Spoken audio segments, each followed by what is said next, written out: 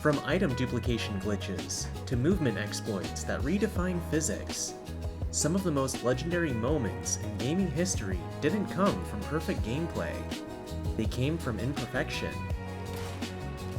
Over the years, players have turned these digital cracks into pathways of power, teleporting across entire maps, walking through walls, summoning infinite items, and reaching places the developers never intended. In this video, we're diving deep into some of the most broken, iconic, and game-defining exploits in history. These were glitches so famous they became memes, mechanics so busted that they had to be patched, and tricks so clever they're still being used in speedruns today. We'll break down how they worked, why they mattered, and whether you can still pull them off in 2025. So let's dive into the first entry on our list. In 1996, Pokémon Red and Blue launched in North America and quickly became a phenomenon. But not long after kids got their hands on it, rumors of a mysterious glitch Pokémon began to spread, one that could clone your most valuable items, corrupt your Pokédex, and even break your game entirely. That glitch was known as MissingNo. MissingNo, short for missing number, isn't a real Pokémon. It's a placeholder entity, generated when the game doesn't know what Pokémon to load. But what made it legendary was its side effect. Encountering it could duplicate the 6th item in your bag up to 128 times. That means infinite rare candies, master balls, really anything you wanted. And with the right setup, you could even max level your team and catch legendary Pokémon with ease. Here's how players were able to trigger it. First, talk to the old man in Viridian City, who teaches you how to catch Pokémon. After he shows you the tutorial, fly to Cinnabar Island. Head to the east coast of the island and start surfing along the shoreline. Instead of regular wild encounters, the game pulls Pokémon encounter data from your player name using leftover memory values from the tutorial, and if your name includes specific characters, you'll trigger the battle with MissingNo, or other glitch Pokémon like M, or a level 147 Pokémon. The item duplication glitch happens simply by encountering, not catching, MissingNo. Your 6th item slot should be overwritten with a value of 128 items. Stack that with rare candies or master balls, and you kinda just break the Pokemon economy. In the late 90s, this phenomenon spread like wildfire. Some players used it to max out their Pokemon before the Elite Four, while other players corrupted their save files or Pokédex entries permanently. Nintendo even addressed it in support guides, warning players not to attempt it, but that only fueled curiosity. No, not in the original Game Boy releases. MissingNo is still fully replicable on any of the Game Boy cartridges, and has also been known to be replicated in emulators using the original ROMs. However, it was patched out of all of the modern re-releases, including Fire Red and Leaf Green. MissingNo is still one of the most well-known video game glitches of all time. It's referenced in fan games, merch, memes, and even developer interviews. It represents that magical era, when game-breaking secrets weren't found on Reddit, they were just whispered by word of mouth. And for a whole generation of gamers, MissingNo wasn't just a glitch.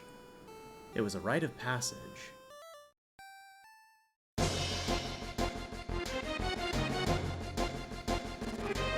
When Final Fantasy VII released in 1997, it revolutionized RPGs with its cinematic story, memorable characters, and deep combat system. And to this day, it is still my favorite game of all time. But buried within its mechanics was a bug so powerful it turned your inventory into an endless fountain of items. We're talking about the W item glitch, a legendary exploit that let you duplicate virtually any usable item in the game, including the most powerful ones.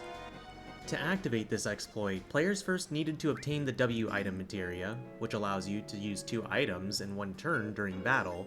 Once equipped, here's the process. In battle, select the W item command, choose your first item, any quantity, and use it on any character or any enemy. Then, select the second item, but instead of using it, just cancel. You'll notice your item count for the second item increases by 1, and if you keep repeating this over and over, Now you've got infinite mega elixirs, hero drinks, or really any other item that you need for battle. The bug occurs because the game incorrectly increments your inventory count when you cancel using the second item, a programming oversight related to how the inventory pointer resets during the second item selection. This mattered because it wasn't just a quirky trick, it completely broke the game's difficulty in some ways. Battles against Emerald and Ruby Weapon, which are the hardest bosses in the game, become a little trivial when you have 99 mega elixirs. Ruby Weapon, still difficult, but it's not as difficult when you have infinite items. This glitch essentially made you invincible, and for many players, it was a godsend for Final Fantasy's later boss fights, which were very, very grind heavy. But for others, it was a way to ruin the challenge. However, no one could deny this glitch's power. In the speedrunning and modding community, the W item glitch is still frequently referenced, not only for how game-breaking it is, but also for how easy it is to perform.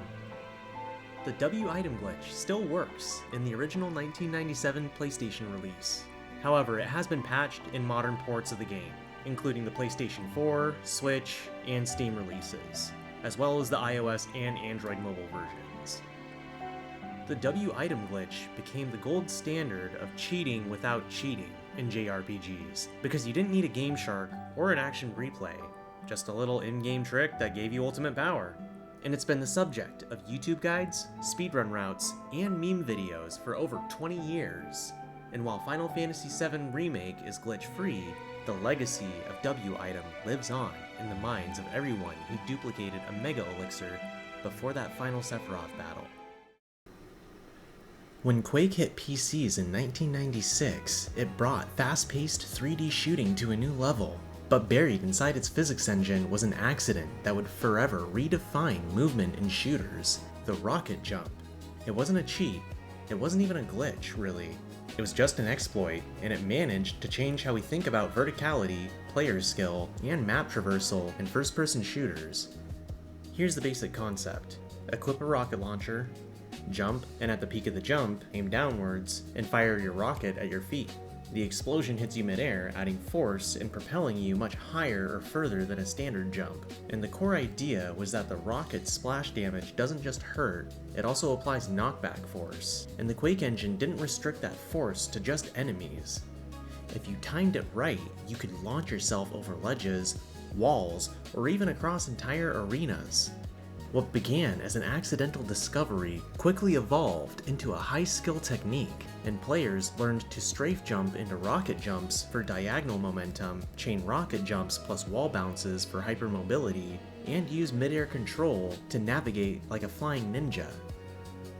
In Team Fortress Classic, the Soldier class took this to the next level.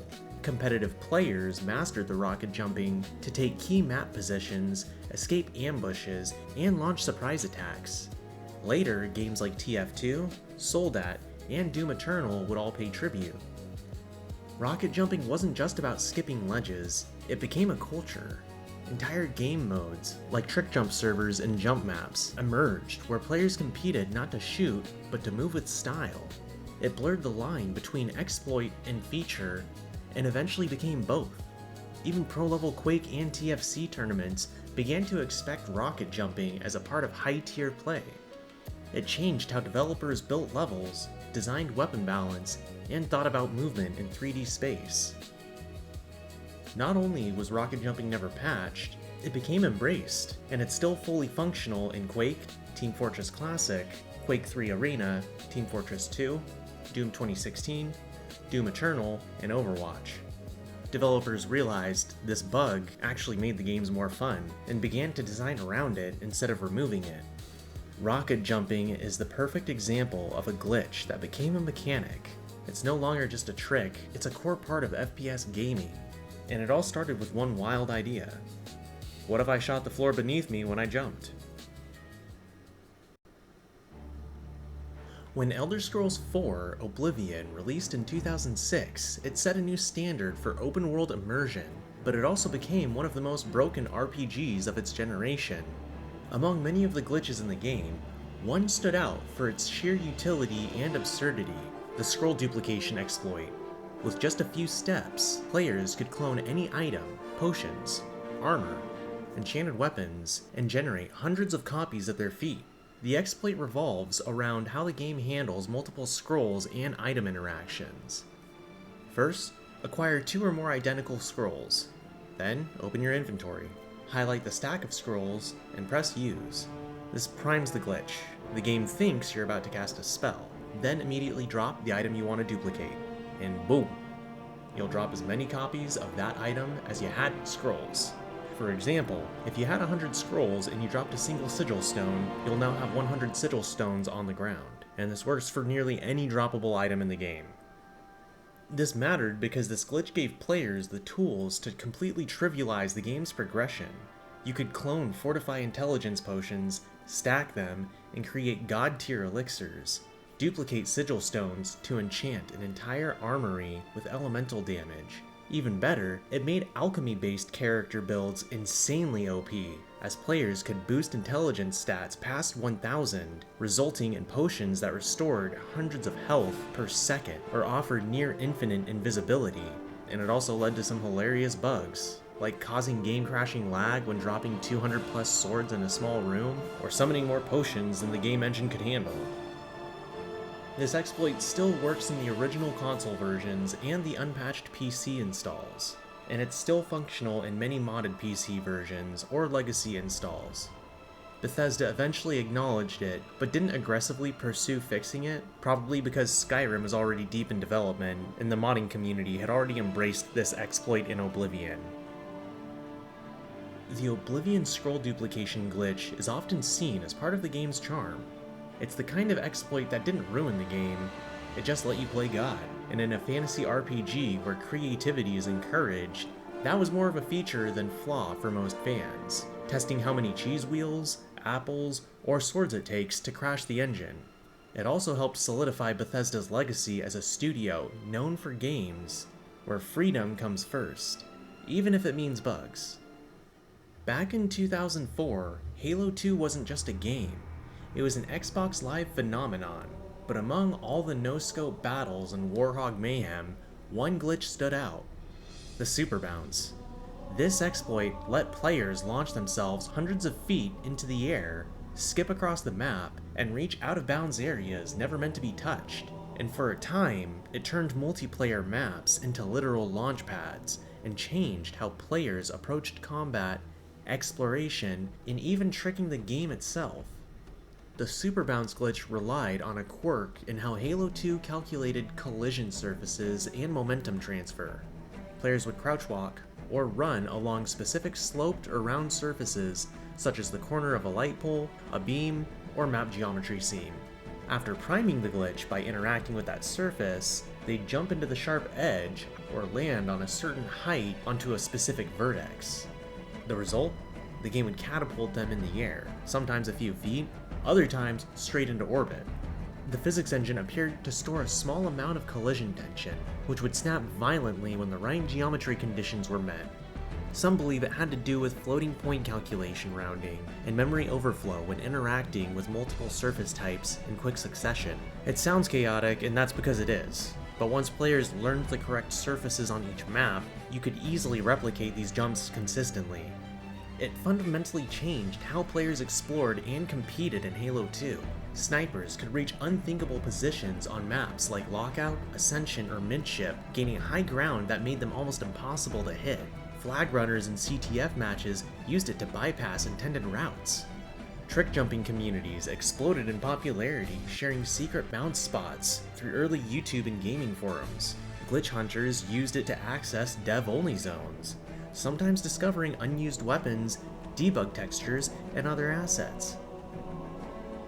Bungie did eventually patch many of the most popular bounce spots through Xbox Live updates, especially in the ranked playlists. However, many still work in the original unpatched disc of Halo 2.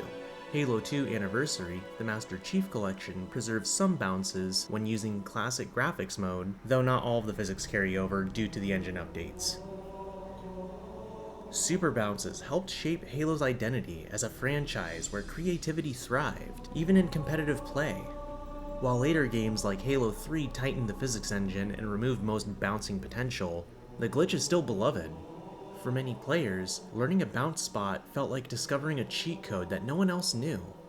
Today, super bounces are featured in tribute montages, speedruns, and nostalgic compilations, and they remain one of the most iconic movement exploits in console shooter history.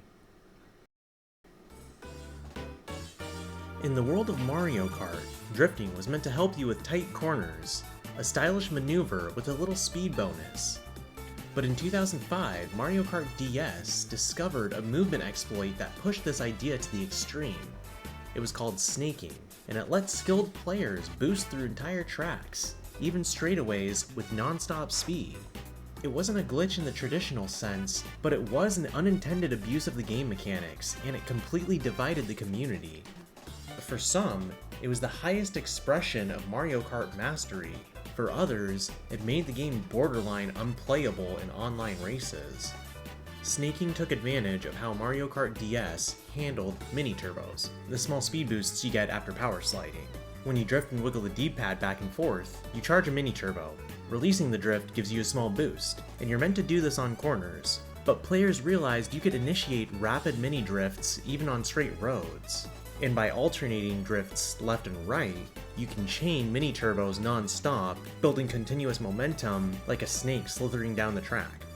The trick required fast reaction speed, expert timing, and a kart with high handling and drift stat. Once mastered, snaking allowed players to maintain a top speed far beyond what normal racers could reach, even when driving in a straight line. Snaking shattered the skill ceiling of Mario Kart DS, and it created a massive gap between casual and competitive players.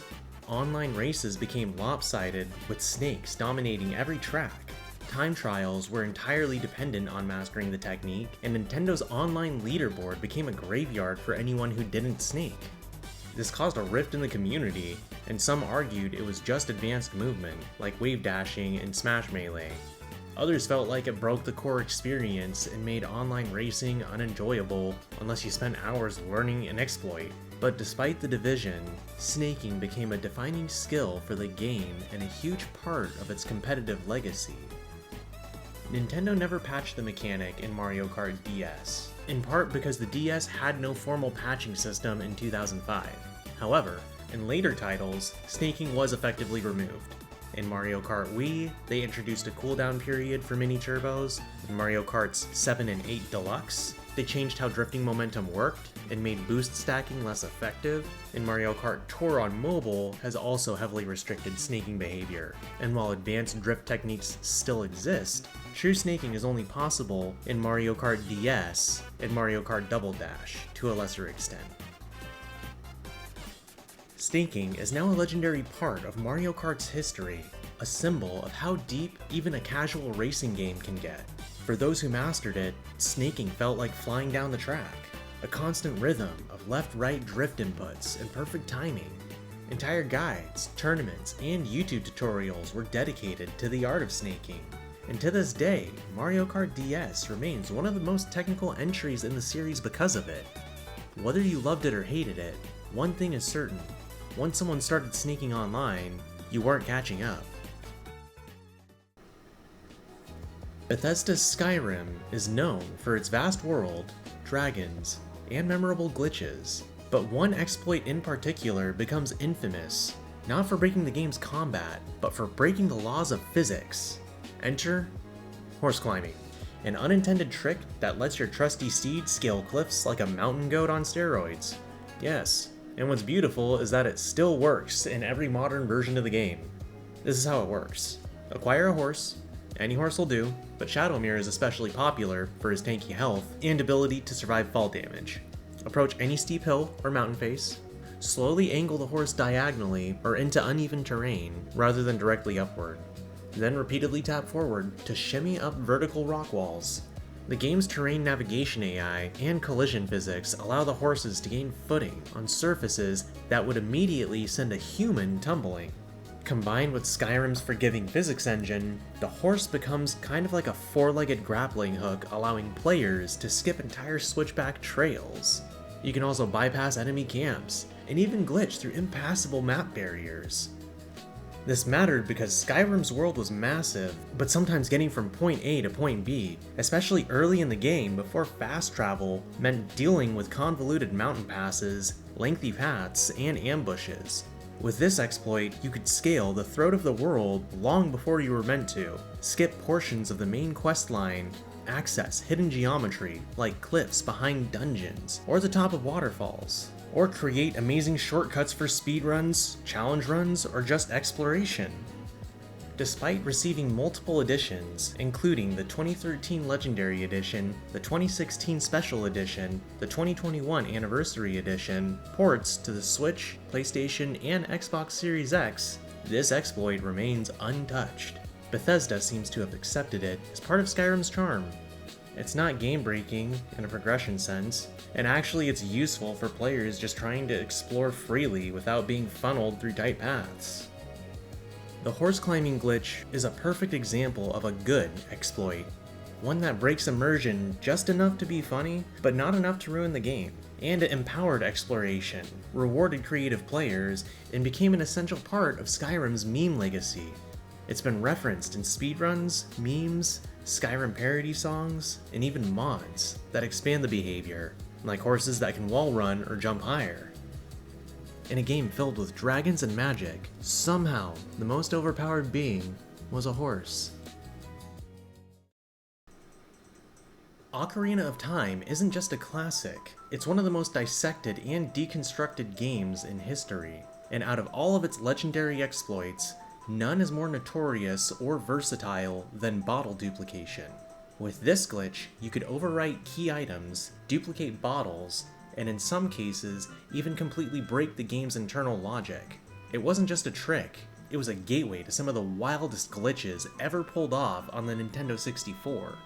This glitch relies on how Ocarina of Time handles item swapping during the animation of catching something in a bottle. In order to pull this off, equip a bottle to one of your C buttons. Stand near a catchable object, like a bug or a fish.